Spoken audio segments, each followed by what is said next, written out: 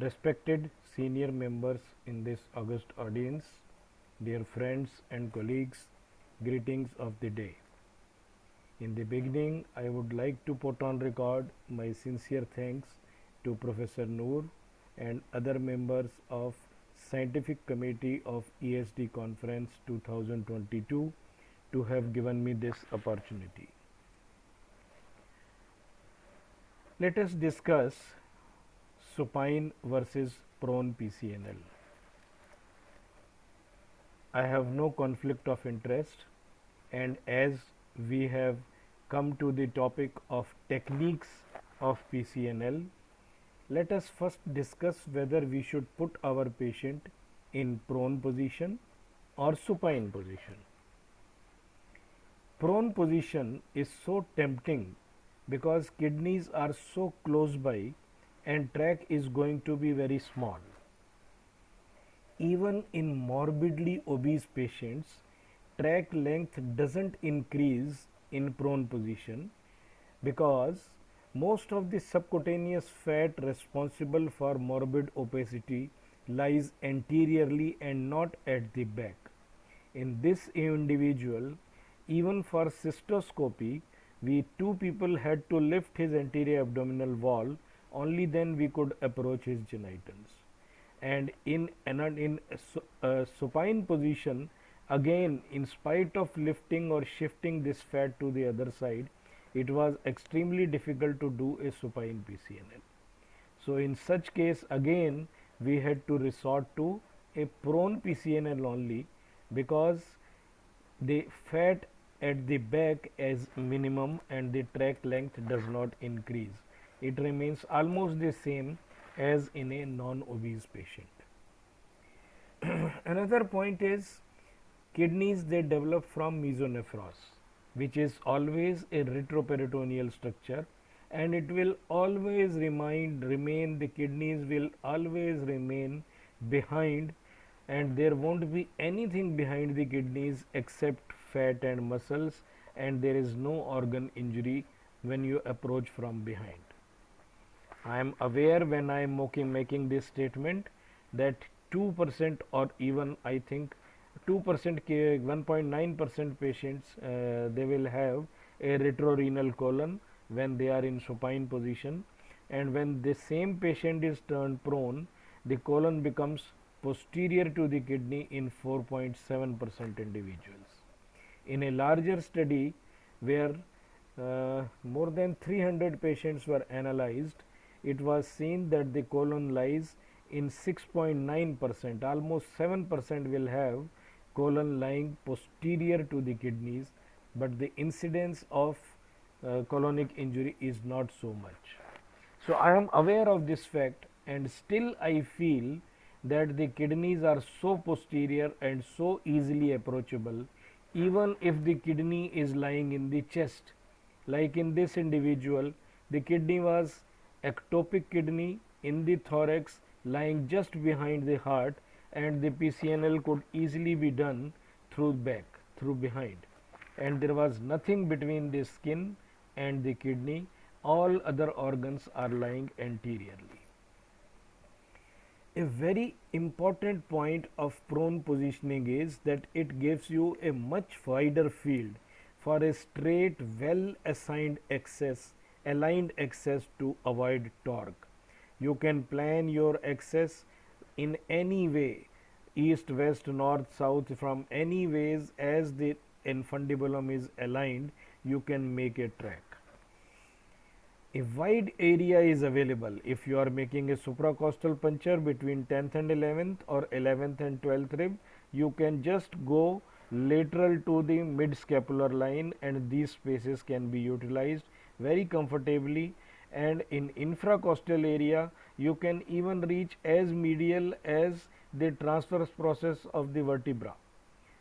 Up to this place, through the paraspinous muscles also you can make a track if the kidney is ectopic, or if your approach is going to be more helpful when you have to puncture this area. So such a wide area in all the directions is available for making access into the kidney in prone position. See, anatomically, when you are approaching the superior calyx, all 98% of the time superior calyx has got a medial component, a medial part, and a lateral calyx. In supine, which is described, which is shown in yellow, in supine you can only puncture the lateral portion of the superior calyx, and then inside this pelvic calyceal system you will have to make a curve to reach up to this area. While in prone PCNL you can puncture the medial portion of the superior calyx, the medial calyx, which has got a straight access up to the PUJ into the lower calyx very easily. As you can see in these cases, then the medial calyx has been punctured. All this, such a huge stone bulk, could easily be removed in the same straight line. Our nephroscopes are rigid stainless steel instruments. They pass straight down up to this, and there has not been any difficulty when you make a puncture in this area in prone position. If the kidney is ectopic, any calyx which is popping up in this area can be punctured. Like in this case, if you see the kidney, there is a ectopic kidney and this stone is here. In IVU you can see this is the calyx which is inviting you for an access, and in prone position you can come from behind and puncture this area and reach inside the pelvic calyceal system. Another patient with a stone here and the calyx which is easily accessible in prone position is this, you can make entry and go inside. In a crossed renal ectopia, in this kidney there were so many stones, and in prone PCNL the track could be made from here, and when the track was made here, all these stones, they were removed through the same track. The stones which are lying in this calyx or in this particular calyx, they were pushed with the help of a puncture and a saline push. They were brought in front, and all these stones could be removed through single track easily in prone position. 12% of patients, they will have a parapelvic calyx which is like this in this area, that has got a narrow infundibulum, and to access this calyx vertically down, you can have a prone position. You can directly make a puncture in this area, remove the stone, and then you can dilate the communication and leave a nephrostomy tube inside or do whatever. So again the prone position was very helpful. Now when you do a prone PCNL, and if there is a complication and if there is a extravasation, like calculi are outside, pus has come out, hematoma is there, persistent urinary leakage take place, urinoma, or if you have punctured the colon, everything is retroperitoneal or extraperitoneal and easier to manage as compared to intraperitoneal extravasation of any of these. So these are the advantages of prone PCNL. Now let us discuss about the supine position. It is not a very new technique. Way back in 1987, Valdivia has shown that a PCNL is possible in supine position, and he could make an entry from this area, just tilting the patient little to the other side, and he started showing supine PCNL way back in 1987. He liked this position so much that in 1990 his paper was, "Why is percutaneous nephroscopy still being performed in the patient prone?" And his argument, which was made 32 years ago, he said this position offers greater ease and safety to both the patient and the surgeon, making it possible for the operation to be carried out under local anesthesia and permits simultaneous transurethral access to the homolateral ureter. So this he had pointed out, but the interest in supine PCNL has come up in last 10-15 years only. Supine PCNL is very much welcomed and preferred by anesthesiologists. They say there is a less risk to injury to central and peripheral nervous system, there is less risk of thromboembolism, There is improved ventilation associated parameters for obese patient, and there is no need of extra anesthesiological equipment. So anesthesiologist colleagues are very happy with the supine position. A study from Iran, when ASA grade 1 and 2 patients were studied, they mentioned that supine PCNL has got less hypotension, significantly less fluid absorption, and less anesthesia time makes it safer option. In India, then we analyzed, this is a paper from Nadiad, they analyzed 93% of their patients were ASA grade 3, and they also mentioned that supine approach of PCNL was found to be safer. So this is a safer technique, that is what has been mentioned time and again. Advantages mentioned with supine PCNL is there is optimal cardiovascular and airway control, better in high risk patients, no patient repositioning is required, better stone fragments wash out due to horizontal dorsal sheath. But as in a, if we follow a gradual descent technique, even in prone position, our implant sheath is horizontal and we can remove and wash out the stones easily. There is less risk of colonic injury was mentioned in supine PCNL, but now when the reviews have shown there is no difference in colonic injury whether the patient is put supine or prone. Disadvantages of supine PCNL is limited space, as I have told you, for the renal puncture. Upper pole medial calyx access is challenging. More complex dilatation due to high kidney mobility. Yes, this is one point. When you have a supine patient and when you try to dilate, the kidney is hypermobile. Sometimes the lower pole, even it crosses to the vertebral column. So there is an increased risk of spleen and liver injury if you do supine. This is what has been mentioned, and these are the advantages and disadvantages of supine PCNL. Similarly, as we have already discussed, many advantages and disadvantages of prone PCNL have also been mentioned. What does the literature say?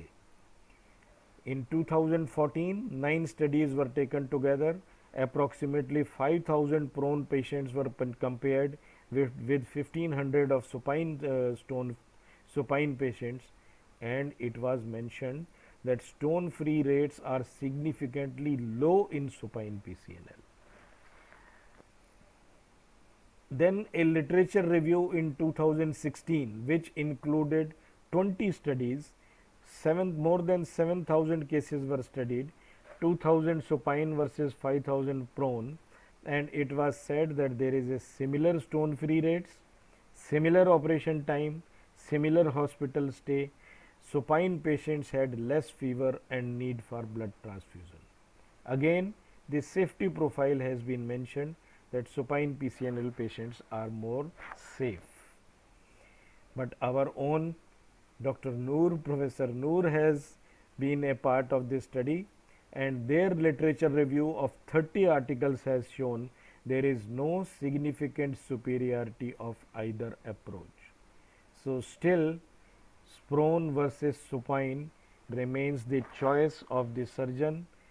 So take home message will be supine position for PNL has many advantages for the anesthetist.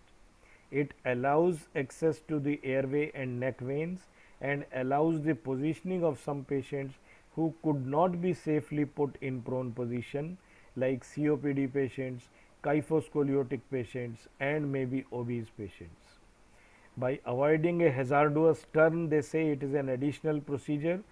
Then there is some opportunities for inadvertent harm to patient, which will not be there if the patient is supine.